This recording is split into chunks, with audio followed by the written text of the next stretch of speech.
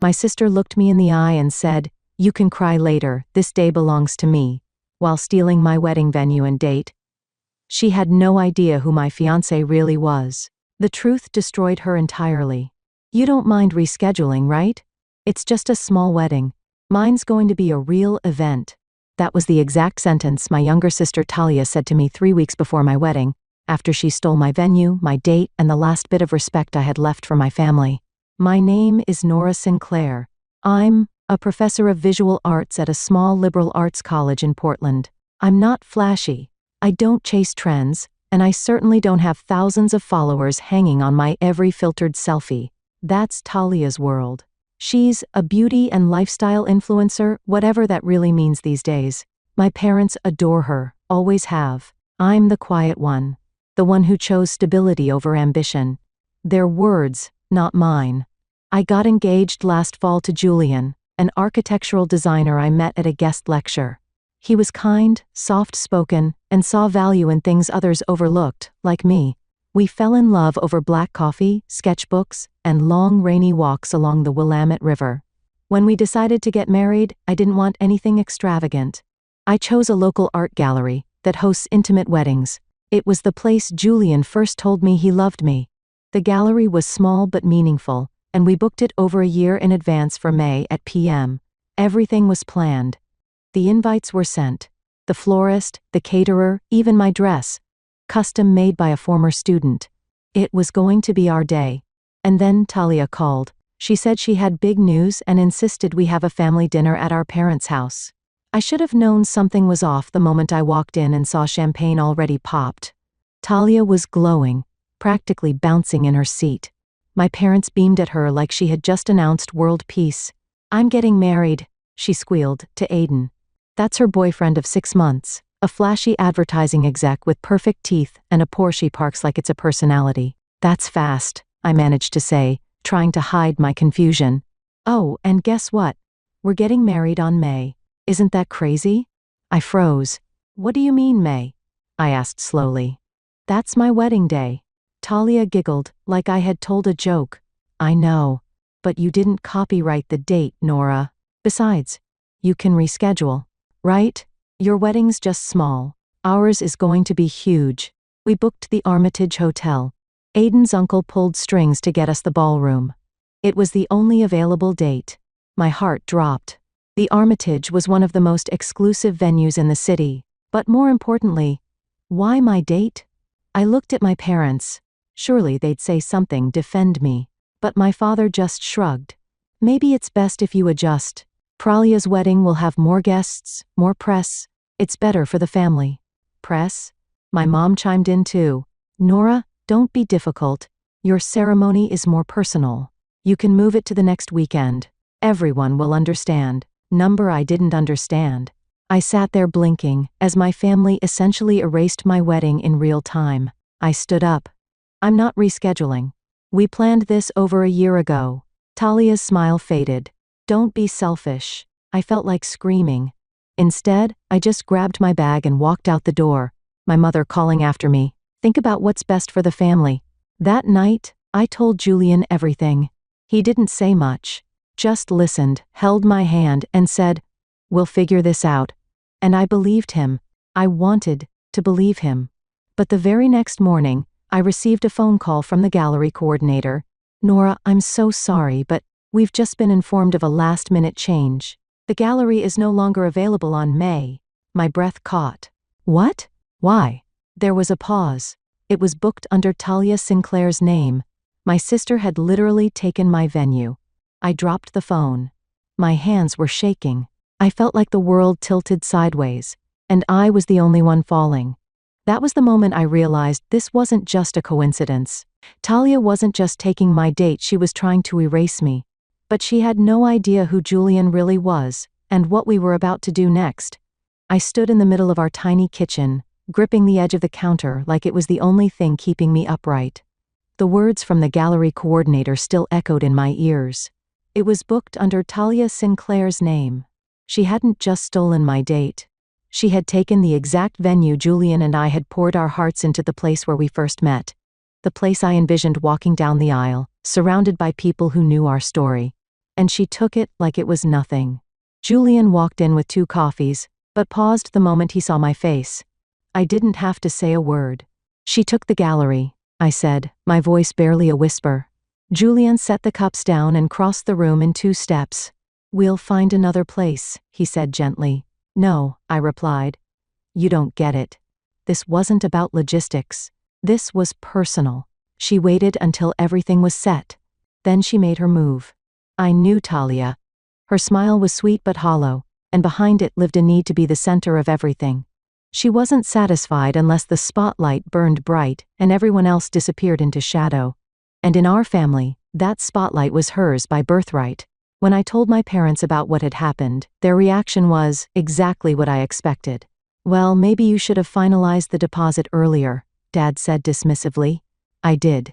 She outbid it. Mom didn't even pretend to be sorry. "It's just a venue, Nora. It's not worth causing drama between sisters. Be the bigger person, the bigger person. Always me. Always the quiet one, the mature one. The one who bent so others could shine." Except this time, something in me snapped.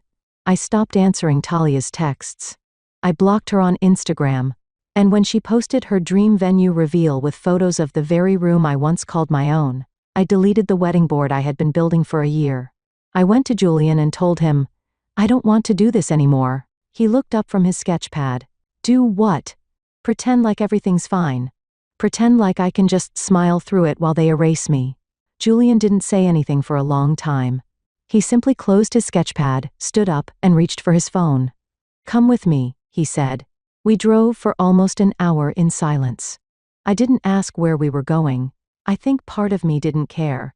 I was so exhausted, mentally, emotionally, like my heart had been scooped out and left somewhere on the gallery floor. Eventually, we pulled up to a gate lined with ivy. A security guard opened it the moment he saw Julian. "Where are we?" I finally asked. Julian just smiled. "Somewhere no one can take from you." We turned down a long stone driveway and arrived at a private art estate. I'm talking a sprawling modern glass pavilion nestled in forest with indoor gallery wings, private gardens, and a reflection pool that looked like it had been designed by some architectural god. "Julian, what is this place?" He turned to me with a calmness I had never seen before. "I own it." I blinked. "What?" "I haven't been completely honest with you, Nora," he said. "I design for myself. I have a studio, investments. I've kept a low profile because I've seen how people change when money enters the room." I stared at him speechless. He continued, "This is my personal gallery, and if you want it, it's yours. For the wedding. For anything." I sat there in stunned silence. He wasn't trying to impress me. He was giving me something more valuable than a venue. He was giving me choice, dignity, power. My eyes welled up, but I forced a smile. "Talia's going to lose her mind." Julian smirked. "She has no idea what's coming." And just when I thought the emotional roller coaster had peaked, it plunged again. That night, I got a notification on my phone. Aiden, Talia's fiancé, had just followed me on Instagram, which was odd because we'd never spoken. Then, a DM. "You deserve better than what they did to you. Can we talk?" I stared at my phone for a full minute. "You deserve better than what they did to you. Can we talk?" From Aiden, Talia's fiancé. At first, I thought it had to be a mistake. Maybe he meant to send it to someone else, or maybe he was just trying to stir the pot. But the message sat there, deliberate, clear. Julian walked in just as I locked the screen. "You okay?" he asked, handing me a glass of wine. I forced a nod. "Yeah, just trying to process everything." I didn't tell him about the message. Not yet. Instead, I replied to Aiden with a single word. "Why?" He answered almost instantly. "Because I'm not blind. I see what's happening, and I'm starting to wonder if I'm the next one being used." That hit like a punch to the chest. Not because I cared about Aiden, but because I knew that feeling. That exact moment when you realize someone you love might be manipulating you, not supporting you. He asked if we could meet. Nothing weird, just coffee, somewhere public. Against my better judgment, I agreed. We met the next afternoon at a cafe near downtown. I wore sunglasses and a hoodie, praying no one would recognize me. He showed up in a charcoal blazer, looking more like a man on a job interview than a romantic fiancé. He sat down and didn't waste time. "I didn't know she stole your venue," he said. "She told me it was available, that you'd decided to delay your wedding for budget reasons." I almost laughed. "She lied, obviously." He sighed and rubbed his face. "That's what I'm starting to realize. This whole wedding, it's like a marketing campaign for her. Everything's about the optics. She keeps pushing for me to get sponsorships for the ceremony. She even hired a videographer who's worked on reality shows." I felt my stomach twist. "Last week, she asked if we could pretend to have met at a beach in Bali, so it sounds more exotic." "What?" I choked. "Yeah. She said our real story wasn't share-worthy enough." We sat in silence for a moment, the noise of clinking cups and background music muffled by the pressure building in my chest. And then, Aiden leaned in. "I also found out something else," he whispered. "She has a burner phone." I blinked. "Excuse me?" "She hides it in her makeup drawer. I saw her texting someone late at night, laughing, deleting messages. When I asked, she got defensive, said I was paranoid." I stared at him, cold realization flooding my veins. "You think she's cheating?" He shrugged. "I don't know, but I don't trust her anymore, and I can't ignore this sick feeling that I'm just another prop in her perfect image." I didn't know what to say. I had expected drama, sure, but this was unraveling faster than I could track. As we parted, Aiden looked me dead in the eye. "Whatever you're planning, I want to help." That night, I told Julian everything. The messages, the meeting, the burner phone. To my surprise, he didn't look angry. He looked ready. "This is exactly why we don't back down," he said. "They wanted to humiliate you.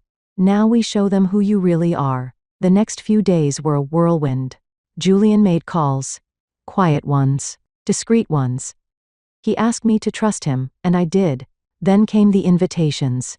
Ours went out first, hand-delivered, beautifully printed, with gold leaf detail and custom calligraphy. But there was more.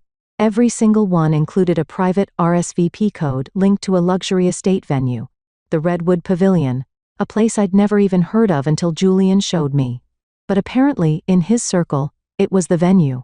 People were already talking. And then it happened. Talia called me after weeks of silence. She wasn't angry. She was smug. "Hey sis," she cooed. "Just wanted to let you know we're releasing our wedding trailer on social media this weekend. Thought you'd want a heads up since, yours might look a bit underwhelming in comparison." I said nothing. Just let her talk. But 2 days later, before she could drop her big video, she was scooped. An industry blog posted a leaked guest list for our wedding, including several A-list names. It went viral in hours. Then, Talia's worst nightmare showed up at her doorstep. She messaged me in all caps. "Why is Aiden refusing to finalize our guest list? What did you tell him?" I didn't reply. Because at that exact moment, Julian was in the studio, printing the final seating chart, and one seat was reserved for a very special guest. The editor-in-chief of the magazine, Talia, has been begging to feature her in for years. Comment the number 2 if you want to know what happens when Talia sees who stole her spotlight for good. I always imagined my wedding day would feel magical. Turns out, revenge feels even better. The morning of our wedding arrived with an eerie calm. Portland skies were clear, sunlight pouring through the trees surrounding the Redwood Pavilion. The air was cool, crisp, and buzzing with something electric. For the first time in weeks, I felt completely steady. My phone vibrated non-stop with notifications, text messages, missed calls, Instagram tags. Talia had finally seen the article. Architectural heir Julian Redwood, to marry local artist at secret estate event. A-list guests confirmed. She had no idea Julian came from the Redwood family. No clue that the venue she had tried to steal was nothing compared to the one we now controlled. No idea that the small, quiet girl she spent her life overshadowing was about to stand in front of Portland's elite and shine like hell. And she definitely didn't know who else was coming. By noon, the estate grounds were filled with guests arriving in luxury cars. Celebrities from the art world, architects, media personalities, even the governor's wife. Julian greeted them like it was second nature. I stayed inside, watching from the bridal suite window in silent disbelief. Then came the knock. It was Aiden. He looked sharp, clean suit, calm face. But his hands trembled when he handed me a small velvet box. "What's this?" I asked. "A little insurance," he said, glancing at the door to make sure no one was listening. "She doesn't know I kept it." Inside was a flash drive. Aiden leaned closer.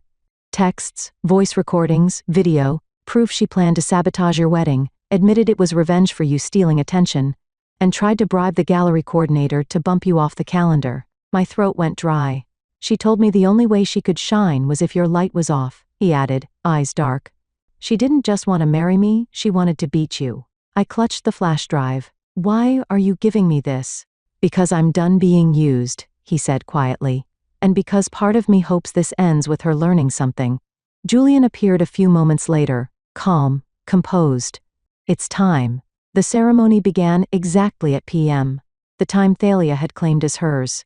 But today, it was mine. I walked down the aisle to the sound of a string quartet, through rows of people I never imagined would be here for me. My dress flowed like water, my heart beat steady.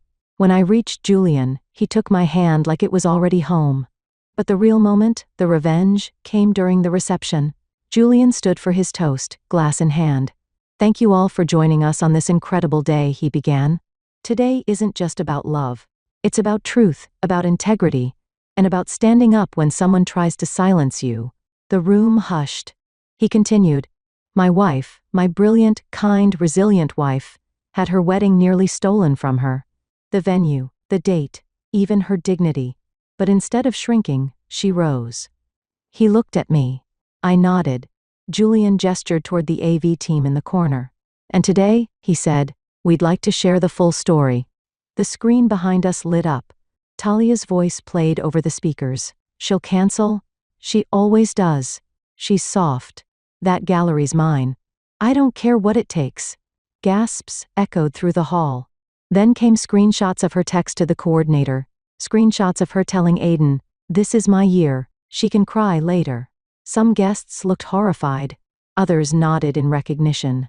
They'd seen this kind of cruelty before, wrapped in charm, glossed over by a pretty face. Then the final clip played a secret video. Aiden had recorded Talia laughing with her friend. If she really cared about that guy, she'd step aside. "She's not even marrying for love, Julianne, he's just some artsy dude with no money. My wedding is the real deal." The video cut out. Silence followed. Then, applause. Thunderous. Long. Relentless. And that's when the doors burst open. Talia stood at the back of the room, her makeup smeared, still in her custom gown, alone. She looked around, saw the eyes, the judgment, the truth. Then her mother stepped forward, my mother, and said loudly, "Talia, enough! Leave." Everyone turned. Talia's face crumpled. "What?" "You've embarrassed this family enough," Mom said. "This isn't your day." And just like that, the golden child was outcasted by the very people who once worshipped her. She ran out in tears. 3 days after the wedding, I got a letter. Not an email, not a text, a real envelope. Handwritten. No return address. Inside was a single sheet of paper. "This isn't over. You stole everything from me. Just wait." I should have been afraid. But I wasn't. Because by that point, Talia had already lost the two things she valued most: her image and her control. After the wedding video went viral, especially the part where she mocked Julian and admitted to sabotaging my plans, her sponsorships dropped like flies. Her management agency issued a public statement cutting ties. And the luxury skincare brand she was launching a collaboration with? Gone. The final blow came from Aiden. He released a quiet, dignified announcement saying the engagement had been canceled due to irreconcilable values. He even donated the deposit they'd put down for their canceled wedding to a women's shelter in Nora's name. Meanwhile, Julian and I were receiving messages from people all over the country. Artists, designers, even students I hadn't spoken to in years, thanking me for standing up to the kind of quiet cruelty so many people let slide. But just when I thought it was all behind us, Talia tried again. She showed up at my university. I was mid-lecture when my department had knocked and pulled me into the hallway. "She's here," he whispered. "Says it's urgent." I walked into the faculty lounge and found her pacing like a trapped animal. She looked nothing like the girl from social media. Her hair was messy. Her designer coat was buttoned wrong.